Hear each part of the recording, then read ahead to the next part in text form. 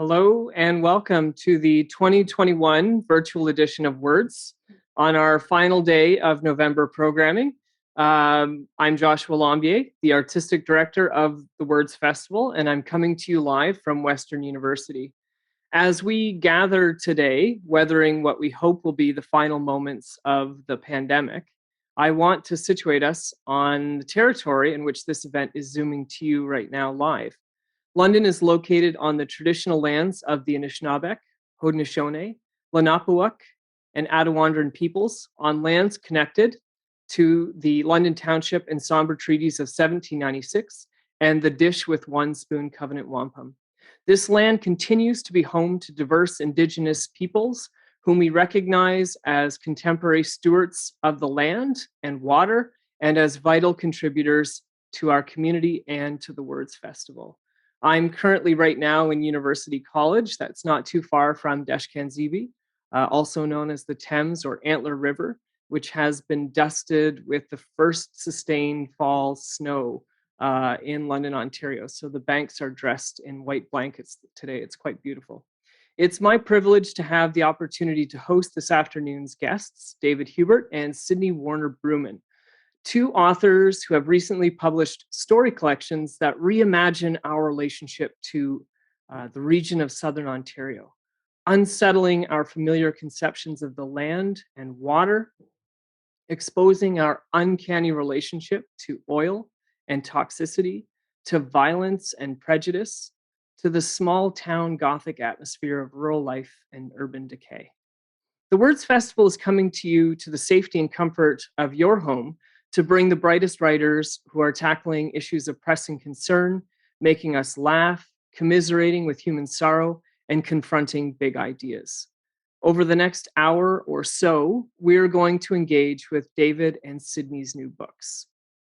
We're going to hear them read from their work, and we're going to take your questions in chat and on the webinar's Q&A function. So please do send along your thoughts and questions and cogitations anytime during this afternoon's event to join the discussion as we go along. I will be here to bring those questions out of the chat and to ping pong them over to both of our authors. I would also like to recognize the generous support of the Ontario Arts Council, the London Arts Council, and the Faculty of Arts and Humanities. Financial supports that allow us to keep this festival free. All of our events have been free during what we hope will be the waning months of the pandemic. My warm thanks to Museum London and to all our community partners who have continued to stick with us during this pandemic. We couldn't deliver this month-long festival without you. I'm very pleased to say that both of our guests today are longtime friends and guests of the Words Festival. David Huebert has won the CBC Short Story Prize, the Walrus Poetry Prize, and was a finalist for the 2020 Journey Prize. His debut fiction, Peninsula Sinking, won the Dartmouth Book Award, and he recently released his new collection of stories, which is right here beside me, Chemical Valley, which we're going to hear about today. David currently teaches creative writing at the University of New Brunswick. Sydney Brooman has recently published her debut fiction collection, The Pump, right here, which they began writing while completing their undergraduate degree at Western University, where they served as the student writer in residence during the 2017-2018 year. The Bottom was shortlisted for the Malahat Review's 2020 Open Season Award. David and Sydney, welcome back to London's Words Festival. Great. So maybe I could start off with a question before we have you both read passages from your books, which I'm really looking forward to.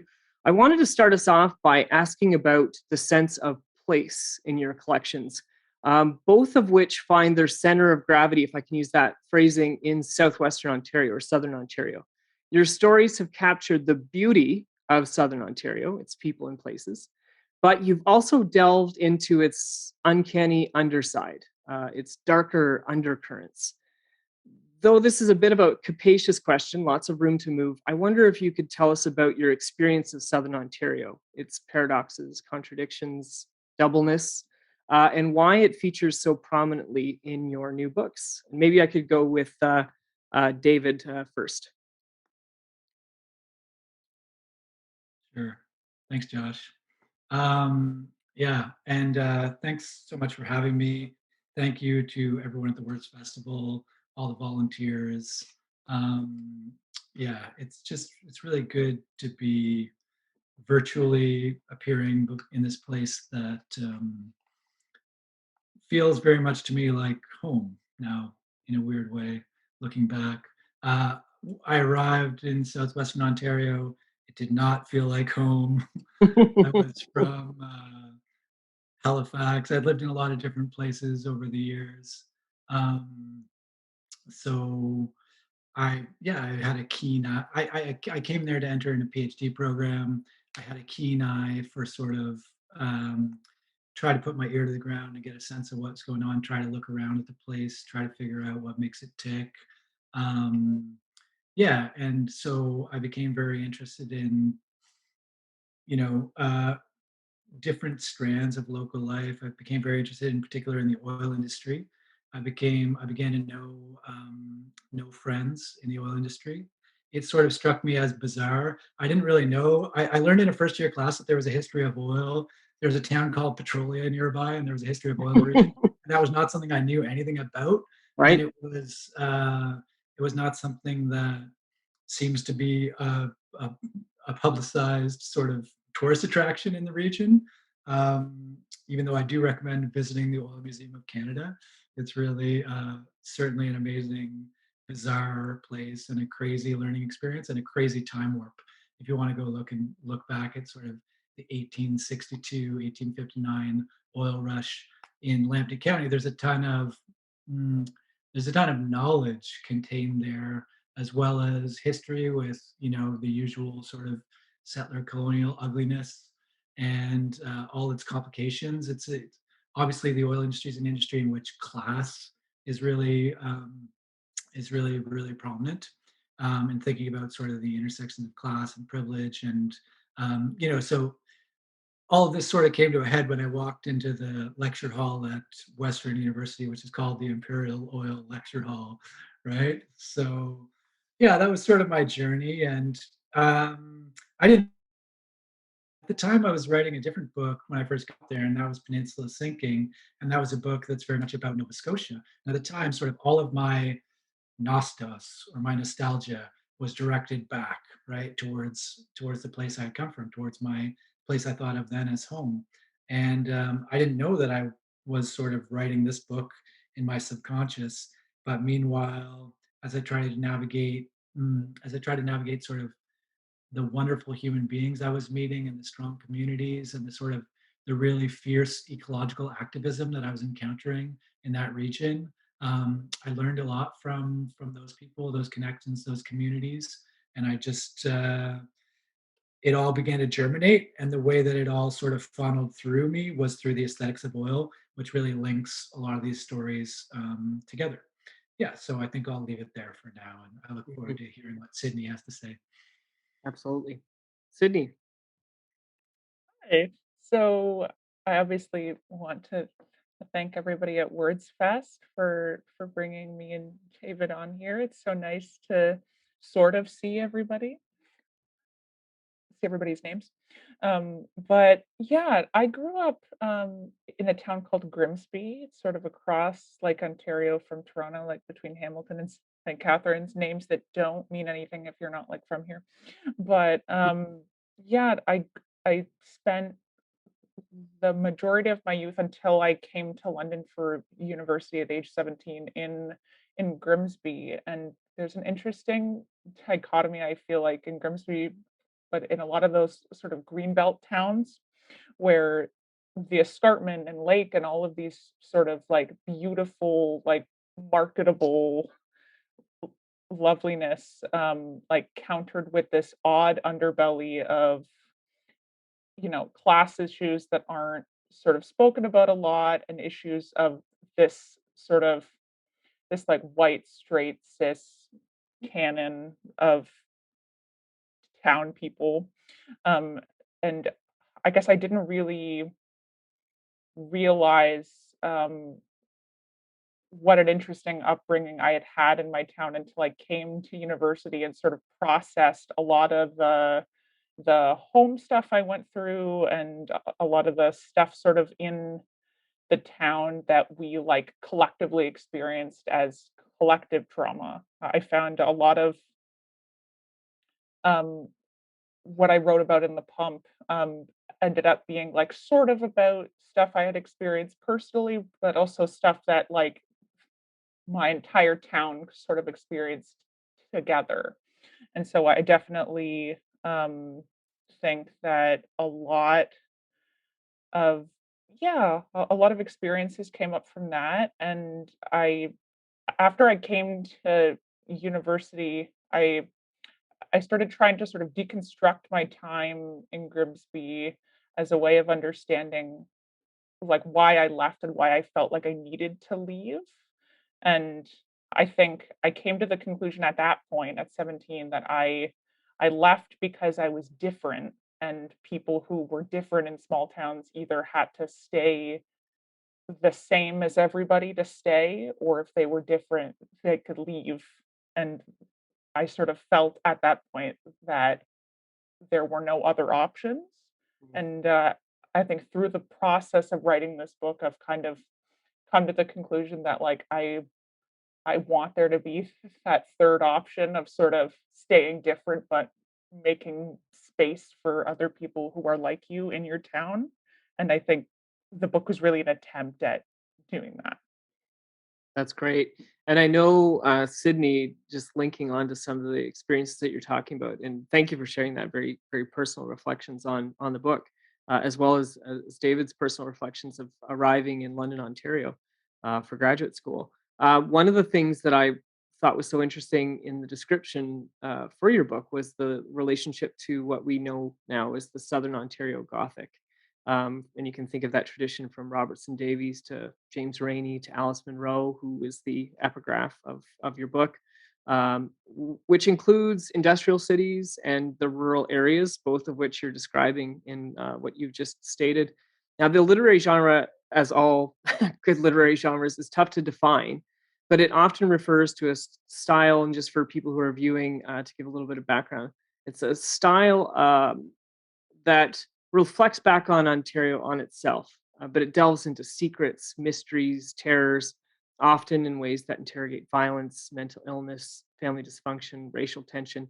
Alice Munro, to give you an example, and I love this because it made me think of both of you when I was reading your books. Alice Munro, for example, has a character named Del Jordan in Lives of Girls and Women, who describes the lives of those in Jubilee, wonderfully named fictitious town in Southern Ontario as follows. People's lives in Jubilee, as elsewhere, were dull, simple, amazing, and unfathomable. Deep caves paved with kitchen linoleum. And I thought immediately of the dark with those deep caves of David and the description of mouse highways and the story cruelty literally underneath linoleum floors. Now, I loathe to put you both in a genre. This is leading up to this question, but I wonder, was your work on both of these books inspired by that Gothic style, whether in Southern Ontario or beyond? Maybe I could go back to David.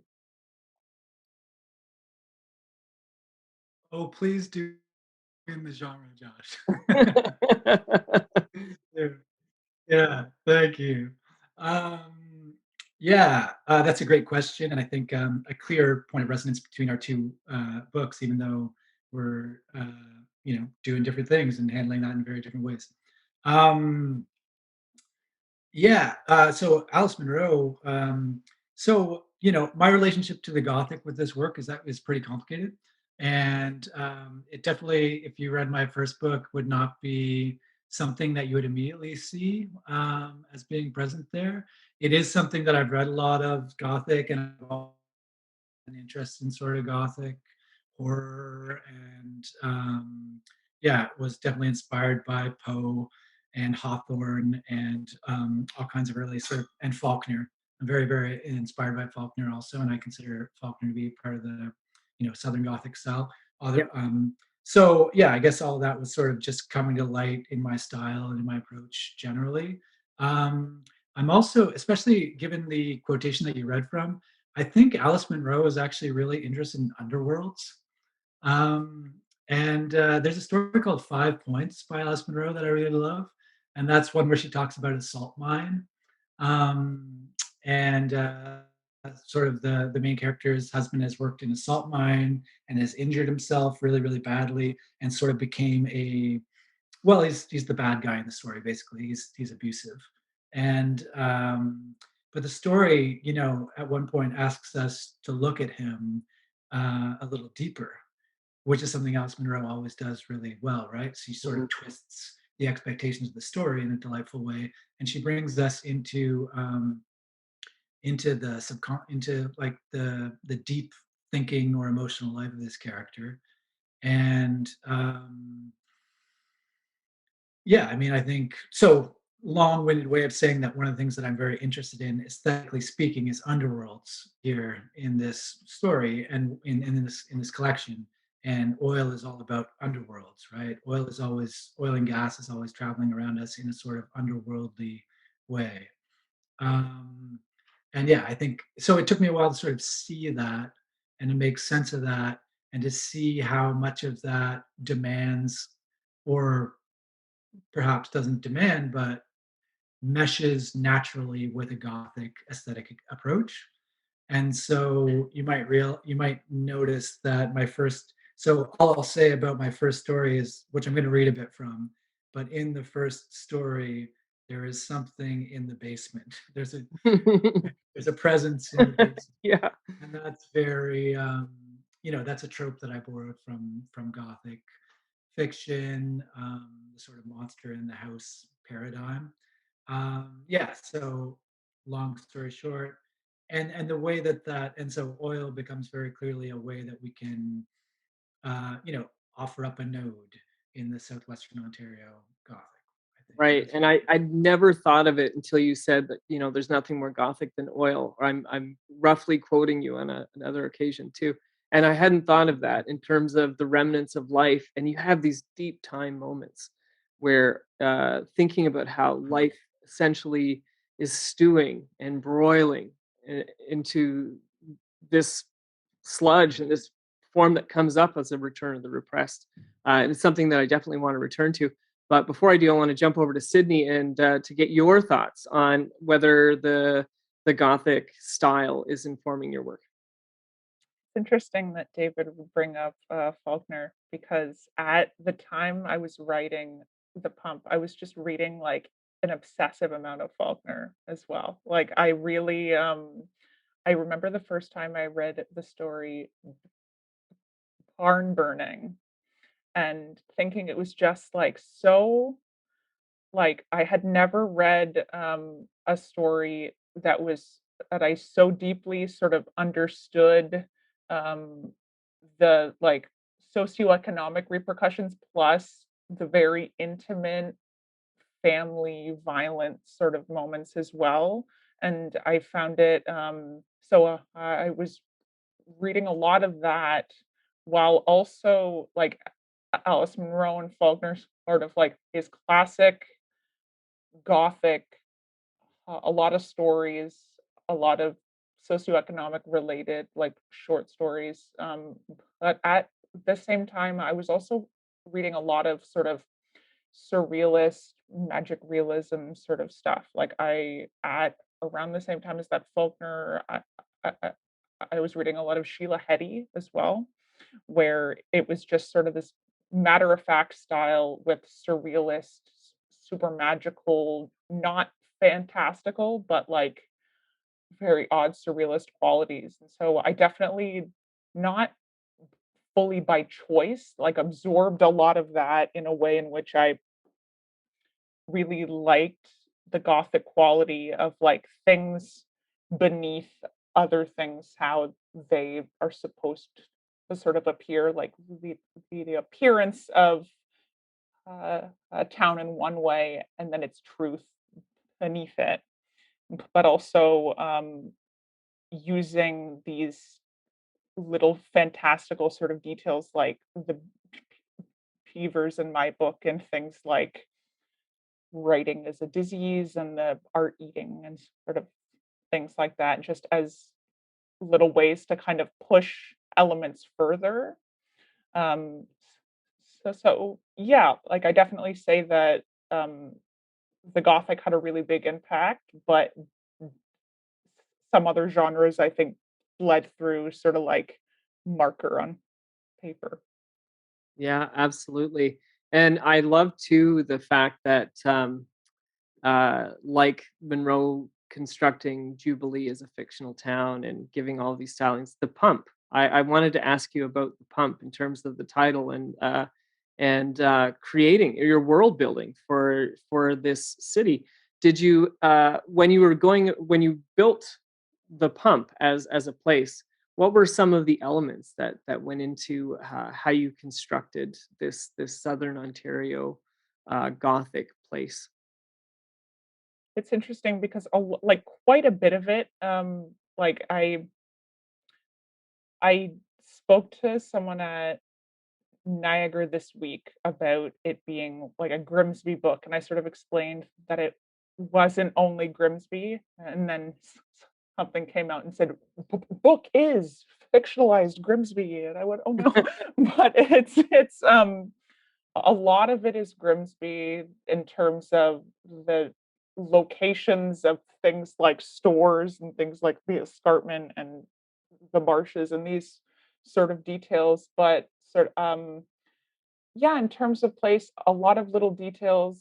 I was writing it while at Western University, and so definitely some of the odd beaver and animal related aspects of living in London definitely seeped in a little bit. At that time, there was also just a lot going on in Flint, Michigan as well, and Right. so I think a lot of that bled into the work as well. And then there was like I was taking a lot of the water crisis stuff specifically from a moment I had when I was younger, in which our drinking water wasn't drinkable. But like while being conscious about being so close to places in which that's a reality like right now as well. And so it's definitely I set out, I think, to write maybe exactly Grimsby with a different name, and it definitely turned into its own thing. But the pump itself is just named after there's a place in Grimsby called the Pump House Ah, that people use for like weird activities like Boy Scouts still. And right. and that's where the name is from.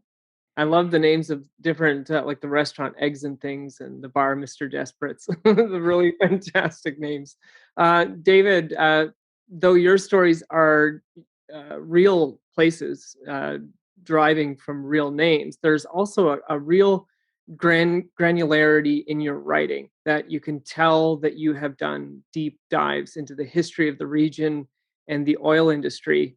And the writing of the book, if I understand correctly, took years and is based on research and the process that took you to Lambton County museums and communities, as you'd mentioned earlier, of Petrolia, but also oil springs. And I think somewhere I read Wyoming, and of course Sarnia because of the first stories, and we're going to hear from one very soon. Can you tell us about that research process that you went through to write these incredibly detailed and rich stories? Yeah, sure. Thanks, Josh. Yeah, I mean, the research, yeah, it was research is fun, and research is something I like to do, and research was definitely the first stage. At one point, I was interested in this material, but I didn't know quite exactly how I would approach it. And so at one point, I was like, there's a historical short story called Leviathan, which is the second short story in the book, and it's set in 1862 in Canada West. And sort of for a while, I thought I would pursue a longer project of that nature. And so yeah, that's one of the. So I was like, and also you can see the way that. So I did a lot of research on that era of history, but you can see the way that a lot of that research actually the way that it ended up being most natural for it to come up was by bubbling up to the surface in the contemporary. Right. So more of a, as you described, the return of the repressed. But yeah, I did. I part of the fun thing about fiction writing is that you can do like book research and you can do textual research, but you can also do just like talking to people. And Mhm. so I went and talked to some people who work in the oil industry because this was genuinely fascinating to me, and because I wanted to just get a handle on I on what drives those people and what builds that community and what sort of what's making people tick. And so I did a lot of going out and talking to people. I talked to refinery operators. I talked to refinery engineers. I talked to museum staff, archival staff. At one point, I was looking for an archival record of, I think, the Petrolia Advertiser from like 1868 or something, which was supposed to be housed in the Western Archives, but then the microfilm itself wasn't there. And I went and I sort of got really obsessed with trying to track down all these, so it was determined that it must have been stolen at one point. So somebody stole a microfilm. Yeah, so there were fun research stories like that, but really it was about figuring out what the best way would be to write about oil and to address oil and to address this strange invisible presence and to sort of one of the things that's hard is actually even to see oil Mm. like at its source, right? So trying to track down oil and see it kind of became an obsession for me for a while. And then I could the book's right over there. It's called Petroleum Refining in Non-Technical Language. I'm gonna pull it up. I'm glad that there's a book that has that title. Just as the language is incredibly non-technical as well. But yeah, actually, here's a bit of my research. Like this is a book called The Scent of Oil, which is about the history of oil in the region by Gary May. Gary May's he's a great historian. He also wrote this one, and you can see all my sticky notes in it. This one's called Hard Oiler, and I really, really recommend this if you're interested in that sort of 19th century, also by 19th century history of oil, also by Gary May. And this is a story about the Fairbank family. Fairbank family is the most influential ongoing oil family in the region in the sort of oil springs area. Hmm. And yeah, I spent a lot of time in oil springs. And this is a little bit um, this is a little bit from John Henry Fairbank's original diary written in 1862. And so he has tons of interesting information in there. Once more at my old quarters in the land of oil, I hurl ink and paper at you. 1862. Pretty crazy, right? So I uncovered a whole bunch of awesome stuff like that. And then I tried to figure out what I would do with it. And basically I just had to try to forget it all and try to figure out some characters and figure out some plot and let it bubble back in, to use our metaphorical leitmotif here. Right. Let it stew. Well, Yeah. let's hear the results. Could you give us a bit of a reading from the passage, and as you mentioned, maybe the opening story? Sure can. Yeah. Yeah. And I don't know if I actually don't think the passage that I'm going to read has corn in it. But another thing that I should mention that I got very interested in was corn, driving around the region. Um, yeah, which I think became connected to me in the way that corn is this super crop and strangely modified, and the way all this sort of ancient vegetal life and contemporary vegetal life connects to for us in this giant network of production and consumption. It's complicated. Okay, so I'm going to read the opening story of Chemical Valley, just a little bit. I can't read the whole story. And this is a story called Chemical Valley, and it's set in Sarnia, Ontario, or near, yeah. Okay, Chemical Valley. I kneel down and reach for the nearest bird, hydraulics buzzing in my teeth and knees. The pigeon doesn't flinch or blink. No blood, no burn smell. Sal's there in seconds, his face a blear of night shift grog. He rubs his bigger eye, squats by the carcasses. Behind him, the river wends and glimmers, slicks through refinery glare. Poison you figure? Sal thumbs his coverall pockets. Leak, maybe. Susie appears next to Sal, seeping chew spit into her Coke can. She leans over and takes a pigeon in her Kevlared hand, brings it to her face. Freaky, she says, bottom lip bulging, eyes still open. She wiggles her rat face into a grin, a frond of tobacco wagging in her bottom teeth. I can't afford to say it, but I say it. Saving that for later? Susie flares. What? The chew. Susie puts a hand over her mouth, speaks with taut lips. Enough of your guff. I snort. Guff? She sets the bird down, hitches her coveralls. Lips closed, she tongues the tobacco loose and swallows. Clean 'em up, she says, nodding at the pigeons. She spins and walks away, trailing chew spit across the unit. What you might find if you were handling a dead pigeon is something unexpected in the glassy cosmos of its eye. A dark beauty, a molten alchemy. You might find a pigeon's iris looks how you imagine the earth's core. Pebble glass waves of crimson, a perfect still shudder of rose and lilac. What you might do if you were placing a dead pigeon into the incinerator is take off your Kevlar glove and touch your bare finger to its cornea. What you might do before dropping the bird into a white hot mortar of carbon and coke is touch your fingertip to that unblinking membrane and hold it there, feeling a mangle of tenderness and violation, thinking this might be the loveliest secret you have ever touched. I'm telling Eileen how I want to be buried, namely inside a tree. We're sitting in bed eating Thai from the mall and listening to the 6 p.m. construction outside our window, the city tearing up the whole street along with tree roots and a rusted tangle of lead pipes. And I'm telling Eileen it's called a biodegradable burial pod. Mouthful of cashew curry, and I'm saying what they do is put your remains in this egg-looking thing, like the xenomorph's cocoon from Alien Resurrection, but it's made of biodegradable plastic. I'm telling Eileen it's called Capsula Mundi, and what they do is hitch the remains of a semi-mature tree and plant the whole package, stuff you down in fetal position, let you gradually decay until you become nitrogen, seep into soil. Eileen asks where I got the idea about the burial pod, and I tell her Facebook or maybe an email newsletter. You click on that shit? What are you thinking about this now? You just turned 34. I don't tell her about the basement, about mom.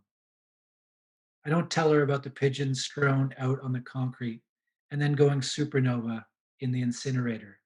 Don't mention how it gets me thinking about flesh, about bodies, about waste. Eileen picks a bamboo shoot from her molars. Since when are you into trees? She says it's smug. She says it like Miss University Sciences, and nobody else is allowed to like trees. I don't tell her how we're all compost, and yes, I read that on a Facebook link. I also did not tell her about the article's tagline, your carbon footprint doesn't end in the grave. Reaching for the pad thai, I tell her about the balance, how it's only natural, how the human body's rich in nitrogen, how when you use a coffin, there's a lot of waste because the body just rots on its own when it could be giving nutrients to the system. Not to mention all the metals and treated wood in coffins. I tell her how the idea is to phase out traditional graveyards entirely, replace them with grave forests. Eileen says, gazing out the window, the sky a caramelized rose. Is this a guilt thing from working at the plants? I tell her no, maybe, I don't know. An excavator hisses its load into the earth. Is this why you were so weird about your mother's funeral? I ask what she means, and she says, never mind, sorry. Do you ever imagine they're ducks?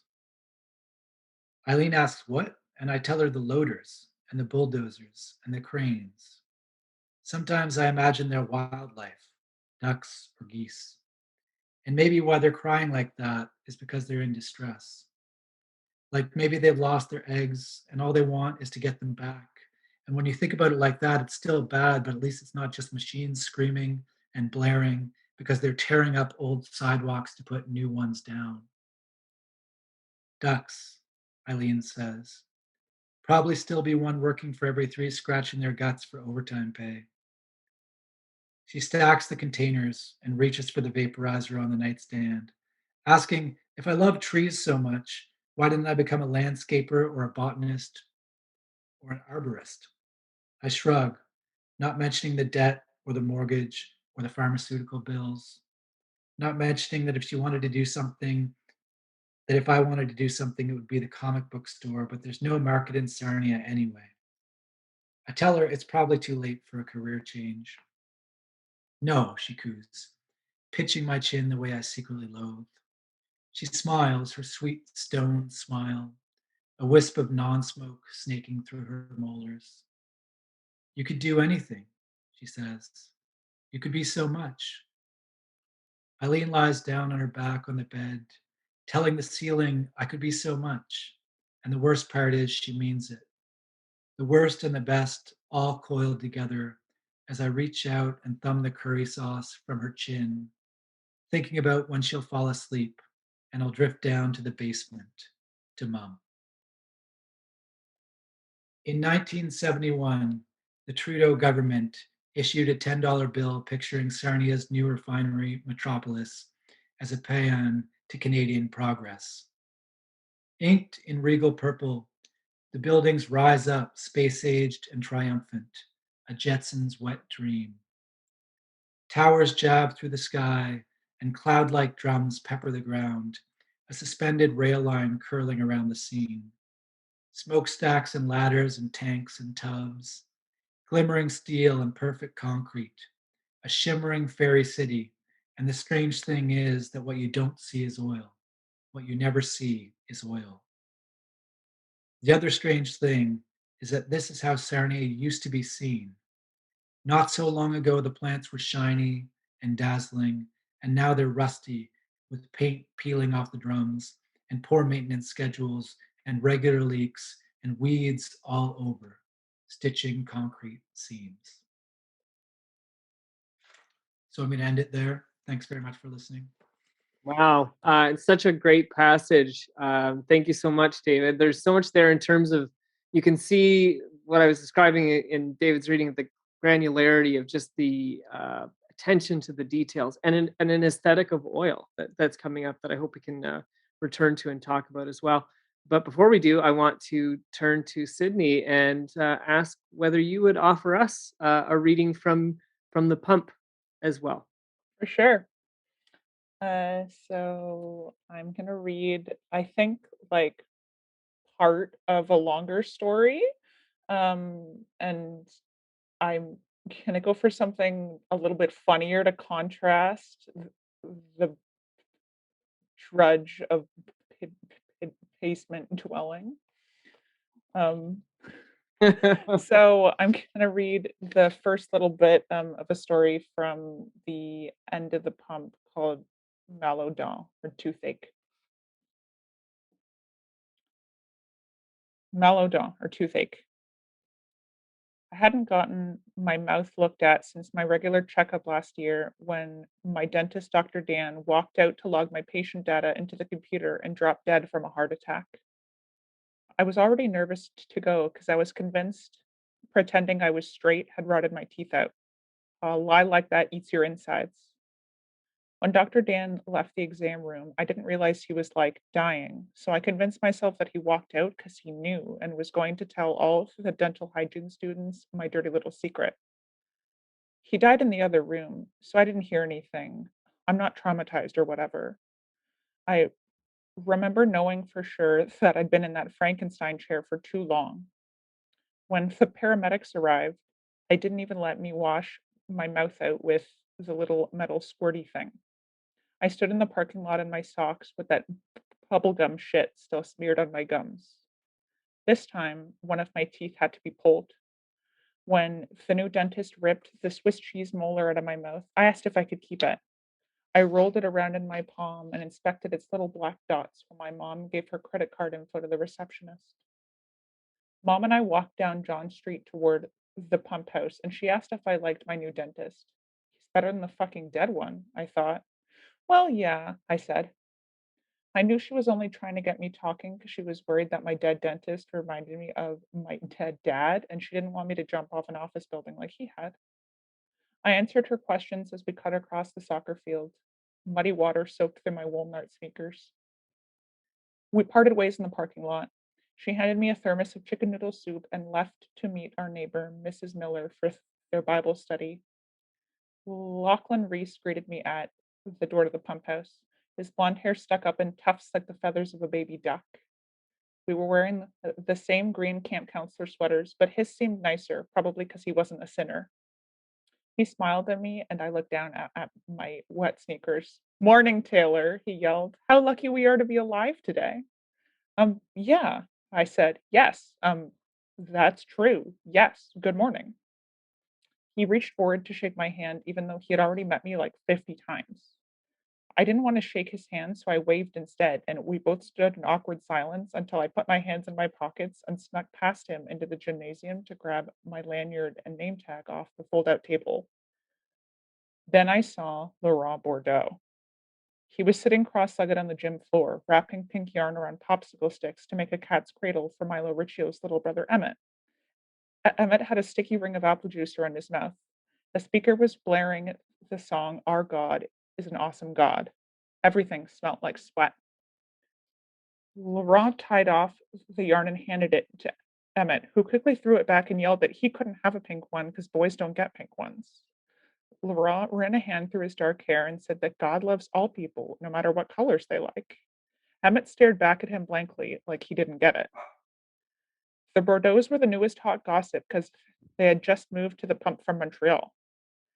Anyone who spoke differently from the majority of us was interesting enough to be talked about at the home hardware checkout.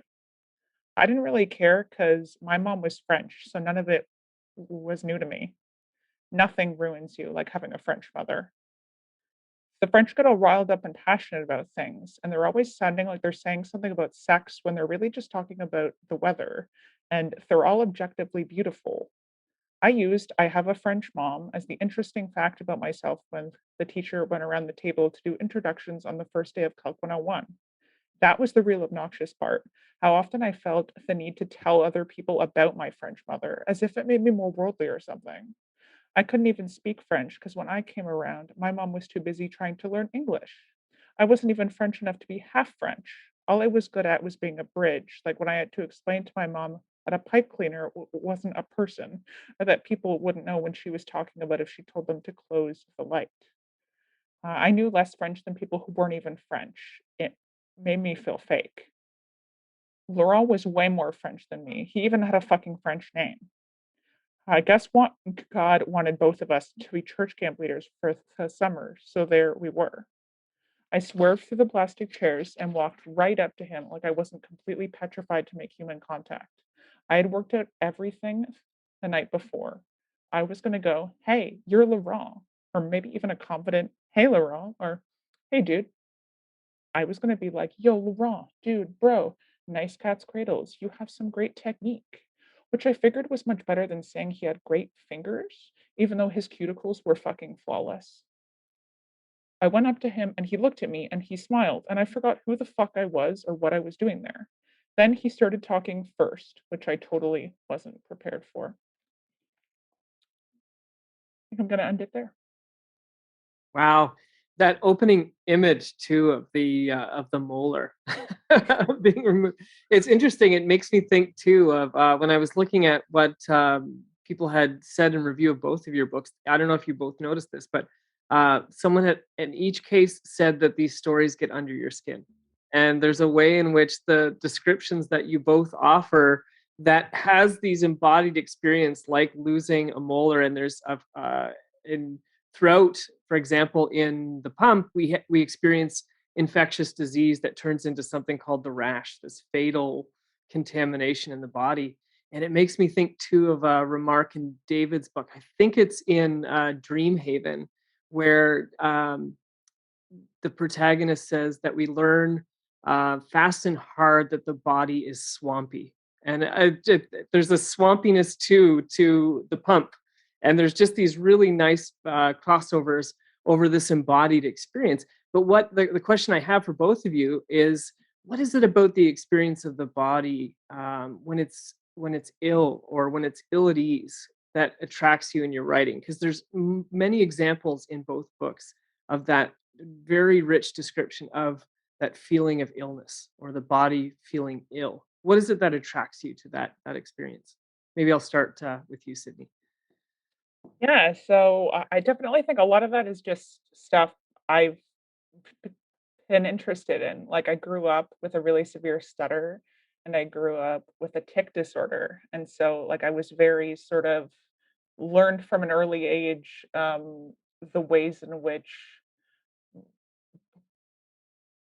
like communication differs for people with different bodily experiences, things like that. And sort of as I got older, it's definitely, yeah, I'd say a fascination with the ways in which sort of physicality and the Gothic and a lot of these things tied together. Think it's like the one story that never made it to anybody's eyes actually of the, the pump, which like I'm glad it didn't, is about like a tongue who jumps out of a little girl's mouth and becomes alive, Wow. which in hindsight was like an awful story. But I definitely like uh, that. I think is a very literal interpretation of I'm just I'm very interested in the ways in which body and mind sort of don't always have that connect, and how horror can sort of start like right within us before it starts anywhere else. Right, absolutely, and very much a return of the repressed experience for sure, which links so well. And I'm thinking too, as I was thinking about the rash that comes up, and there's also a rash in David's book as well. I think in the pit, Edward, who has that fungus that's growing on his skin. Could I throw that question over to David too, in terms of the experience of illness and the body ill at ease? Yeah, you certainly can. That's a fascinating question, and it makes a lot of sense that it would come from you, Josh, given your ongoing interest in stories of illness and health. Um, yeah, I was thinking of this when Sydney was mentioning reading Faulkner, and they said that the stories seeped into them, which is like, yeah. So like, with Claire Cameron. So Claire Cameron blurbed this book, Chemical Valley, and she said these stories seeped under my skin. It actually took me a long time to get past like to see beyond the surface level of that, right? And see, oh, they seeped under her skin like oil, like contamination, right? Yeah, which may discredit me somewhat as the expert here, but yeah, stories of yeah. So health and illness. I mean, for me, I'm just thinking about ecology here, and I'm thinking about rot, and thinking about ecology and rot, particularly in the example, the example Sydney just read. Um, Rot and decay give us an incredible chance to think about the human body as an ecological entity, Right. right? And that was one thing that I'm interested in this novel, or in this, excuse me, collection of stories, is thinking about all the ways that we can um, reaffirm the ecological, biological nature of the human body, because that's one of the things that's clearly been lost in, um, call it what you want, but however we got to our contemporary conundrum of sort of waste and alienation, right? of waste and alienation. And so I think knowing that your body is an ecology and is an environment is really, really crucial. And rot and decay, those give us visceral ways to explore that at the level of fiction. So part of this is also just about narrative device. Uh, it, we are tested by illness, right? We are tested um, by things that aren't health. To some extent, this is definitely not a technical definition, but I think you could define health as like not noticing, Right. right? Like the privilege of not noticing. So, Right. when we're sick, we might feel our body so strongly, and then you just take it for granted the next day, right? So it's definitely something that I am interested in. Um, the fungus, the way that that sort of suggests this vegetal life taking over your body, is something that's totally fascinating for me, and that I think ties into the aesthetics of what I'm going for in terms of ecological storytelling, in numerous layers. Right. And there's that moment I'm thinking of, and I forget which story it is, where one of the characters sees a young, youthful person doing gymnastics and doing a backflip and remarks about how their body must not even be present to them. Whereas the person who's making the remark has an experience of illness, which makes it very aware to them at that time. And you've remarked too about the place that this plays in ecology and nature writing, which is an ongoing theme of your writing. I've had the pleasure of being able to read other things that you've written, and I know this is a running theme as well. I also know that there's a collaborator that you have who I think is on the call, Tom Call, who features in the acknowledgments of both of your books. I have to ask a question about Tom, and it actually is a perfect link that you both have coined a term called dirty nature writing to describe the way that you engage with the environment in your writing. It's a perfect link in terms of the way that you're describing what you're doing too with bodies and the way in which they're part of the natural world. Can you tell me about dirty writing and whether Chemical Valley would be an example of what you're describing with dirty nature writing? That's for you, David. Yeah, can we just ask Tom Cull to Yeah. emerge from the audience and sort of shower us with prophecy? Um, yeah, dirty nature writing. So yeah, Tom and I were in a poetry group, and Tom's partner, Miriam Love, in an offhand comment said, "Oh, you guys are like doing dirty nature writing a lot," or something along these lines. You'd have to ask the authority, Tom Cull, for more specific information. And then Tom and I just started riffing around with this term a little bit, and it did be a very adequate description for what we we're doing. And then we started talking about it and thinking more seriously about it, and we wrote a couple pieces about it. And we're still really thinking about it. We're still definitely both doing it, in our own different ways. And I think there's tons of ways dirty nature writing can be done. And also, I think both of us see it in a lot of the works that we really admire. But really, it's just sort of more similar to eco poetry in terms of the relation to traditional, how eco poetry might relate to traditional nature poetry, in that it's not necessarily solely interested in nature as a beautiful thing. It's interested in entanglements, contamination. It's interested in the compromised bits of nature, the messier, uglier bits of nature. Um, it's also, Tom Collins called it a composter genre, and something that we wrote together. So it's a mixing genre. It's a genre that wants to sort of, it it does want to a certain extent pay homage to traditional nature writing, but it also wants to do what I've called elsewhere, sort of get access to a toxic sublime. And so it also wants to acknowledge the beauty and toxicity. So Mm. it's really a nature writing that does not want to let us off easy as we confront, um, confront the current environmental moment.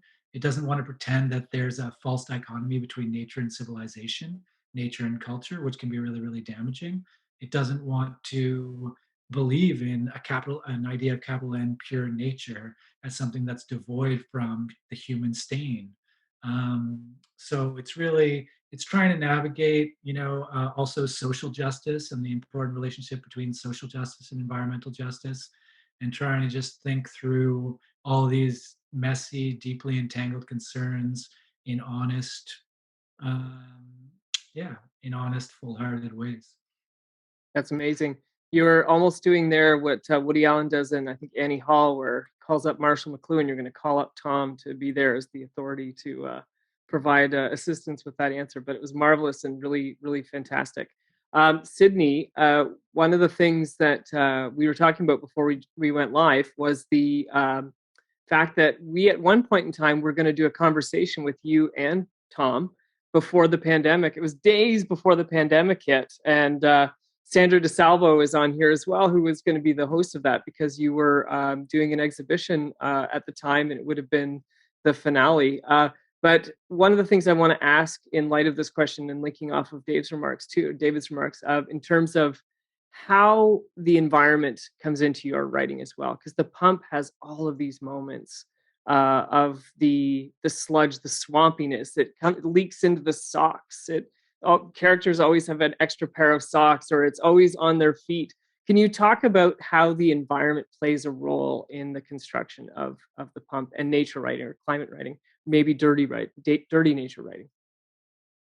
Yeah, so I definitely, you know, I grew up in a strange sense in which things like climate change were just starting to be talked about around me in our sort of circles. When I was in my younger years, we were allowed to swim in Lake Ontario. And then like a certain age, one summer, it just wasn't allowed on our beach anymore. And then suddenly, like bit by bit, sort of forests became condos. And bit by bit, all these sort of, um, I, I sort of watched the town I lived in transform, not in a way where nature like just let us take it over, but us as like perpetrators of violence on that land rather than just like viewers and sharers of nature, right? And I definitely am really interested in um, letting the landscape as character take its power back from us as people, and how like I think I've talked about it in a few other interviews about how l- I like the idea that even the good people living in the pump don't get off sort of from this responsibility that we have to our land. um, and that you know the beavers specifically in this book are people eating tired from this chemical waste in the water and stuff like that. And I really wanted to create like landscapes like the marshes that sort of envelop and swallow people, to like images of water and things like that. And I really wanted to give the landscape an opportunity and nature an opportunity to get its revenge, as silly as that sounds. Sort of what I really wanted to give it a voice that you know it doesn't normally have, in a way that isn't sort of like nature as this divine sort of just beautiful thing. Like sublime is also like fear, right? And so it's this very it's an image of sort of, I see people as finally recognizing that we've done something wrong to their landscape and going, will you forgive us? And nature going like, no. Wow. And I love the beavers. The beavers not only are fierce and people eating, they can read and they can speak. There's a real magical quality to the beavers. How did you arrive at that, at the beaver as being, because it is one of those things too where the human and the inhuman start to blur in the book. And I think that's also something that happens in David's book as well. But how did you come up with the beaver as being that central animal figure in the book? Yeah. The beavers are probably the strangest aspect because, where I grew up, we actually don't have a lot of beavers there. And so I think I really I sat down trying to write like a classic sort of thesis book, a Canadian book as a Canadian, whatever that means. And I took a look at what other people were doing and what these sort of symbols of Canada and Canadian fiction were, and I just really wanted to horrify them. And I think I specifically chose beavers because I was reading about them and I was really interested in these like marsh landscapes where beavers would be, and looking at a lot of TMs and things like that, and I had read that they were vegetarians, um, and sort of well, not vegetarians, but herbivores, um, wouldn't sort of go seek out humans to eat. And I specifically thought that that was um, worth exploring in terms of what if one of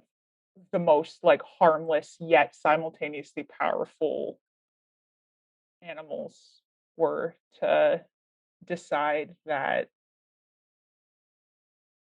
sort of they don't want to share that space with us anymore. Right, absolutely.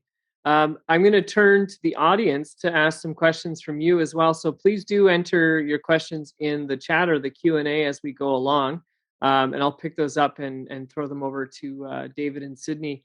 One of the things that I imagine is difficult to do, and you both had mentioned the sublime in terms of that feeling where you're simultaneously drawn into it, but also repulsed from it.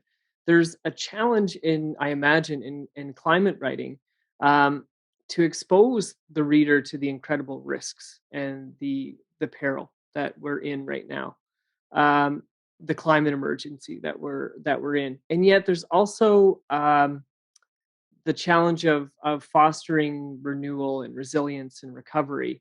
And I wonder if you could talk about the practice of writing that balance, so that clear-eyed view of the state where we're currently at, but also how we can reimagine a way forward, to face this challenge. Maybe I could turn to David to start this one off.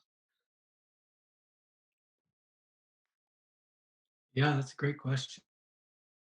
I think increasingly, like, I'm not sure how much, like, it's interesting because, like, when I started this book, I would have said that I think the awareness has massively increased in the last 4 or 5 years. The general awareness. I'm not sure, like, this seems to be a thing that everyone's pretty much aware of, and I'm not sure how much fiction needs to do the work of informing people, so much as fiction needs to do the work. And I mean, one of the things that I like to do is to look at things from weird angles and to look at sort of strange conundrums. So, like, for example, I have a story about preppers, um, right in there, or I have a story about healthcare. So, thinking about healthcare in terms of ecological entanglement as well is something we can think of, right? Those two things. So what's the carbon footprint of the healthcare industry, right? And that might be a difficult question, perhaps, right? But the healthcare industry is certainly one that presumes individual human survival as an ultimate good. So yeah, trying to look at whereas the discourse of climate change, not necessarily, right? As Sydney's remarks are sort of indicating, perhaps there needs to be some taking back of natural scapes. Yeah, so looking at things from different angles, sort of trying to look at things from different ways, but also trying to navigate the emotional experience of living in this moment, I think is what's really important here in fiction writing. And I think to some extent, I think really the main point here is that to some extent, all writing today is climate writing, Mhm. right? That's the world, that's the historical moment we're living in. I don't know if you really have to reach for it as a writer, just living today, writing about life today, writing about what it means. So trying to get into people's hearts, that work in the oil industry, for example, right? That would be a really important way in that I would find to be something we don't always necessarily see in, climate science journals, looking at sort of the emotional impacts, what it means to be, a human being that needs to think of themselves as someone with a carbon footprint, but as someone, but also just what that means for us to think of ourselves as someone with a carbon footprint, to think of ourselves in a really abstract way, to often, the way that many of us navigate this discourse is through like doom scrolling one moment and then like Black Friday sales like sliding over like I need some relief. Right. I'm gonna purge my. I'm gonna find catharsis in capitalism, right? So yeah, I mean, all those strangenesses, I guess, are what I'm most interested in. And at the end of the day, um, at the end of the day, really trying to look at characters that are trying to live better and trying to make better worlds to their best of their usually limited abilities as Yeah, well. that's really fascinating. So I read, and you described this a little bit earlier and just now as well, that you in the research process had consulted with workers in the petroleum industry and in Sarnia, and I imagine beyond. Um, I, and one of the things I find so striking about the writing is that you're not judging them as like the evil characters that we set up against what we need to do. Here's the petroleum workers over here, and we can just kind of create the negativity there. You're looking in the gray and in all the subtlety and the nuance of things. I'm wondering, have you ever had a chance to talk to them after the book has come out? Has anybody from that consultation process had the ability to read your book and reached out to talk about their experience of reading your interpretation or your imaginary perspective on this whole ecosystem? Yeah, that's a good question, and definitely, like in Sarnia, it's particularly exacerbated what you're describing because the indigenous community, the Anishinaabe community, is Amjadang there, and they've been, was once a very great large landscape that was gradually sort of chipped away at by the oil industry in various very problematic moves of settler colonial violence and legalistic sort of hegemony. And but yeah, now there's a lot of that work at the plants. So just thinking about it in terms of sustenance, in terms of survival, just thinking about those complications and how at the individual families needing their paycheck and Mm. how in the oil industry certainly those are usually almost never the bad guys, right? The people that need a paycheck at the end of the day, right? So that was definitely an important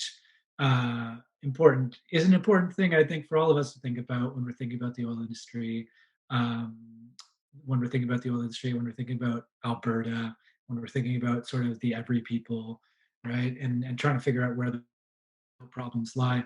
In terms of the second part of your question about, I have not actually touched base with anyone or heard back from. So if there's people on the call, I'd love to hear your feedback on the book.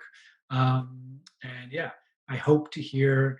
I hope everybody reads the book, and I would love to hear some takes on that. I have heard from my sort of middlemen people that helped me connect with some of these Yeah. oil industry folks in Sarnia. And yeah, it's definitely a great idea, and I should reach out and try to connect with those people. Brilliant. And I'll jump this over to Sydney and maybe refresh my question to you in terms of um, the way in which you're writing, balancing that notion of the darkness and the light of, I'll put hope in quotation marks, but also really having a clear-eyed perspective on what's taking place. Because there are moments in your story where there's escape. Two of the characters that are able to kind of escape from the pump. But I wonder, is that the only way out is to leave an environment like that? What's your what's your feeling in terms of balancing that?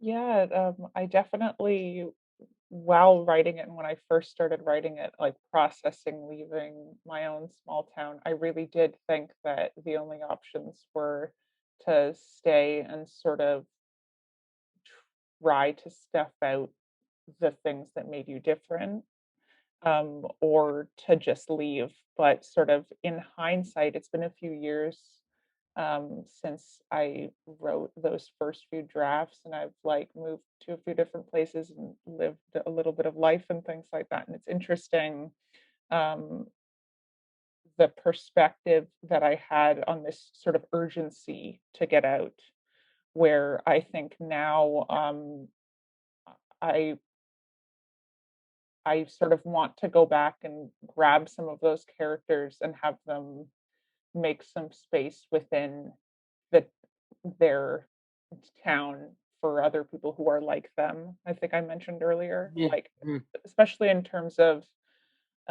things like queerness, things like living below the poverty line. I think like as a as a queer person, I definitely thought for a long time in my town that I was the only queer person, and I'm sure like 1,000 other people also thought that th- they were the only queer person because it wasn't a safe environment for anybody to sort of come out.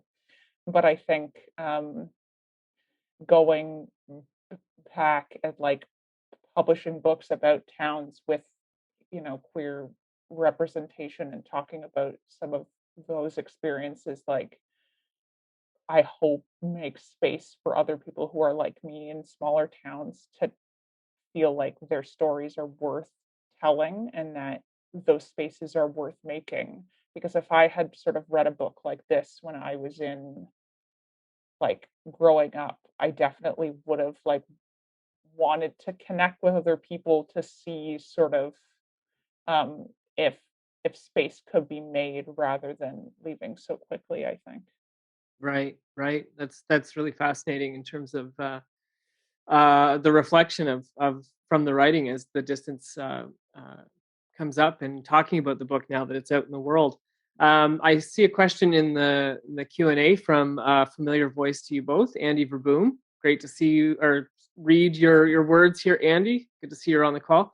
Is there anything particular to the short story that enables or enhances its capacity for addressing current crises? Does the brevity and focus on character, for instance, speak to our current struggle as individuals within systems? A couple of really great questions. Who wants to take a first crack at that?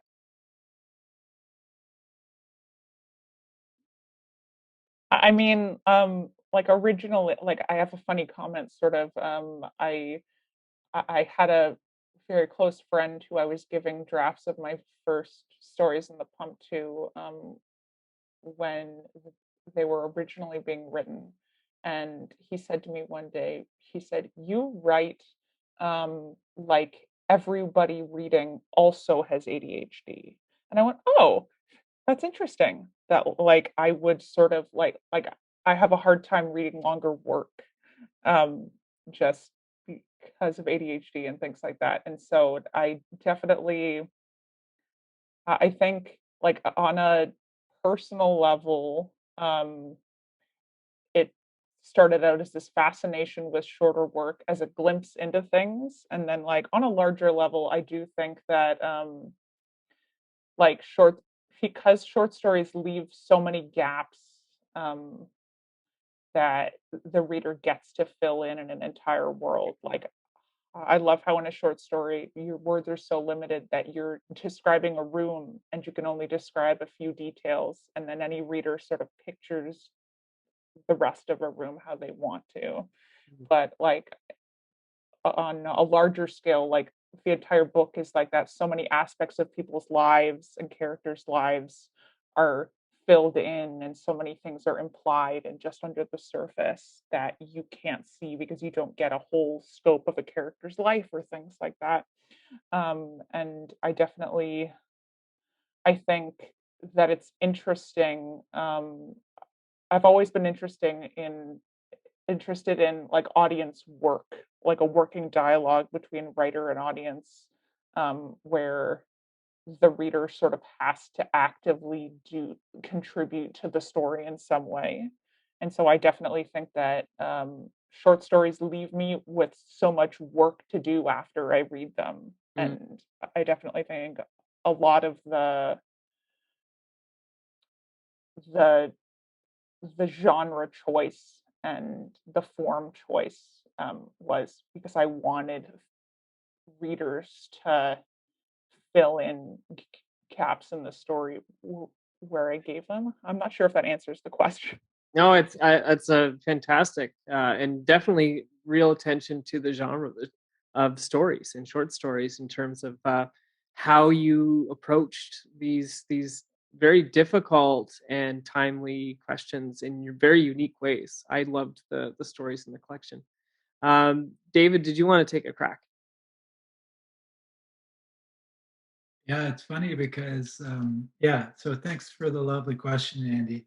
It's funny because when Andy asked the question, I was expecting the question to go a little bit of a different way, which is like, Andy thinks short stories are short because I would compare them to poetry, right? Naturally, if looking at Andy's work and thinking, I do think short stories. Yeah, I mean, I'm hesitant to say that they offer us anything unique. I'm hesitant to. I think if anything, they like short stories can be fun to write because you can sustain an experiment in a short story in a way that you might not be able to in a longer piece. Um, I think for me, writing a short story has a ton. There's a ton of energy that comes off very early on in the story and just starts building. And short stories are really about momentum and not so much riding that not so much riding a broader plot arc, but just sort of, at least the way I write them, powering through with largely linguistic momentum. And yeah, and I do think character, as Andy has also touched on, is a crucial element of my art and how I particularly want to um, address the issues that I'm looking at. Because you know, for me, maybe some of the scientific stuff can be a little more cut and dry, a little more clear what truth is, but that's not as interesting for me as what the guy at the gas station might have to say about it. That might be, for some reason, for me, just more revelatory and less perhaps documented. So, yeah, I think that's a great question. And yeah, the short story is just super fun because you can write a book of short stories and each one can have a sort of different. Um, you can be amazed the directions that they'll take you in sometimes, and the narrative is never straightforward in general, but the sort of corked or twisted narration is something that I find particularly productive in the short story form. Right. And for those out there who don't know, David and Andy have worked together in poetry before. I think Full Mondegreens is that the collectively authored book of poems. So I could see why you had thought potentially that the long form of the short story would have. Andy eventually did say, I meant brief compared to the novel. So he was correcting as you were answering. But it's funny that you actually, at one point, had a quick correction where you had said novel, which makes me think that in your mind somewhere, talking about Return of the Repressed, whether you might be working on something in the novel form. Is that because you've written short stories? It's a genre that you return to, and just a master in terms of the way that you write your short story. Is that ever something that you had thought about in terms of writing a novel? Yeah, I've thought about it. I was leaving that open, leaving that very open. Yeah, it's hard. It's very hard, Josh. But yeah, I think that I'm very, very at home in the short story. I Mm. love. Um, I'm a I'm a short story reader. I don't think that it's necessarily they're cousin forms, but I don't buy into the narrative that one of those two forms is superior than the other. I know the marketplace does for sure. And writing a novel might be something I would eventually want to do. Certainly, yeah. I mean, I might have had that Freudian. I might have worn those Freudian slippers this morning because at one point in the writing process of this book, I was sort of I was thinking about. So I mentioned the historical story. I was thinking about writing a full-length historical story that was sort of set during the Lambton County oil boom, but actually it started to bore me, and that's not a good sign, and that cannot keep you going. And if it was boring me, then it was never going to be exciting for my readers. So I think, yeah, amputating that into the nice short piece that it is in the book has actually been really super satisfying for me in the end. Right. Well, those who haven't read the book yet, I hope will read that particular short story, because the way I read it, it's a very good opening to 19th century perspective on Lambton County, because it's quite compelling. Sydney, before we came on, you had mentioned, and I feel like I'm almost pulling something out of the conversation before to ask you this, but I'm going to take the chance anyways. You had mentioned that you have something cooking in the works. Is it something that you can talk about at all, or is this something still under the cone of silence to the world? It's a novel. It's due very soon. That's all I can say. It's about sirens. I can say that. That's all I can. Like, novels are hard, man. Like it. Like I didn't realize how comfortable I was in the short story until I tried to plot a novel, and it has demolished me in all ways. But it's also amazing. So. Mhm. How has the experience of being creative during these very unusual times been for you, Sydney, in terms of writing? I know this is something we've just finished off the festival that started on the 5th, and we've gone forward till today. And one of the things that's run through the conversations with authors is just the multiplicity of experiences people have had maintaining creativity while these very unusual times have come. I've heard some authors say that they've been writing like a storm, others who said, I can't even pick up a book to read, let alone to put pen to paper. How's the experience been for you? I mean, it's been difficult in terms of like I can also really work on things and read things in short bursts. I find my attention span, especially not being able to work in other locations, like I was definitely a coffee shop hopper and a library hopper, and I would work sort of everywhere and anywhere. And now I only work at home. And I definitely find that I can't write for as long periods of time, but the pandemic has really taught me like how to cultivate like a schedule of rest, like really scheduling in moments of rest. Like I was not a homebody before COVID for some reason. I was always like out and about and really saw my home as the place where I occasionally ate and mostly slept. But now I'm just such a homebody, and I really see my the place I live as this little sacred hidden space for me, and getting to do my writing here feels so special. Whereas beforehand, I writing at home would have been the most distracting, non-productive thing. So it's odd how I've really learned to integrate a sense of like rest and place. Eh, Absolutely.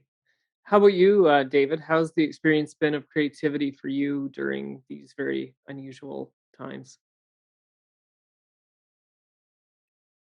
Yeah, I'm just strangely opposite to Sydney because what the experience meant for me was that I had two tiny human beings shouting in my ear very, very often as I was, you know, and this is not a totally, you've probably heard versions of this story before as well.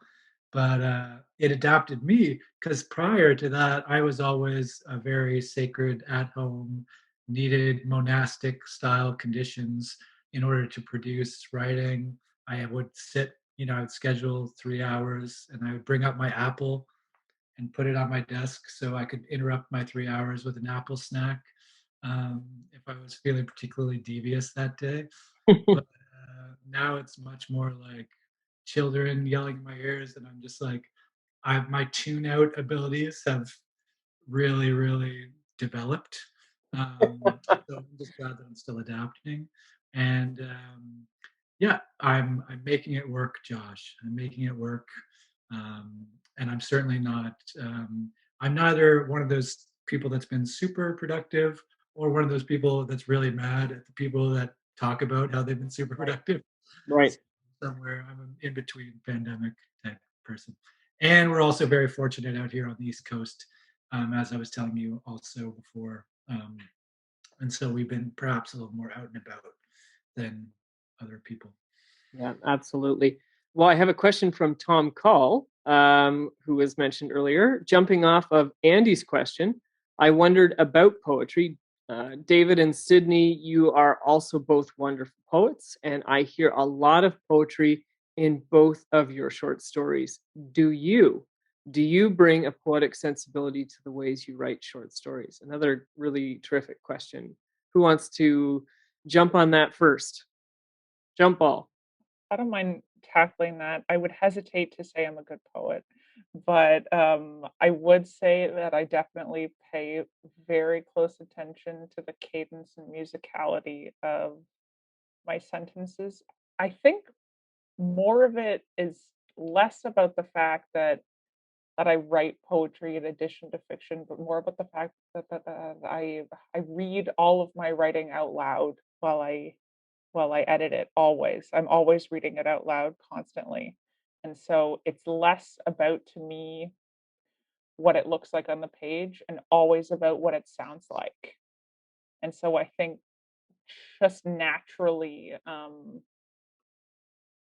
the poetry seeps in, as I've said before. It's difficult to for me anyhow, like once I started writing poetry and just paying attention to the cadence of sentences. Like it was so difficult. Like I can't sort of turn it off. I don't sort of do it purposely. It's a lot of reading out loud, I think. Right. I like the metaphor of seeping in. This is I think something that's going to run through all of our minds, and we're going to dream about this seeping in process tonight. David. Yeah, well, as a hesitant poet myself, I would, I was going to question Tom's metaphor of jumping off and to what extent a question can really jump off another question. Um, but that's only because I'm so gregarious. I know, and Tom's also a wonderful poet, as probably many people here know. And yeah, I'm fascinated by that question. Actually, I think that I've heard convincing arguments made that the short story form is actually closer to poetry than to the novel or to longer forms of fiction. Right, the novel tends to follow a dramatic structure, like sort of that Aristotelian structure if we're looking at sort of classic form. Um, but the short story can, and this also ties into Andy's question. Short story can operate on images primarily, and it can operate on memory.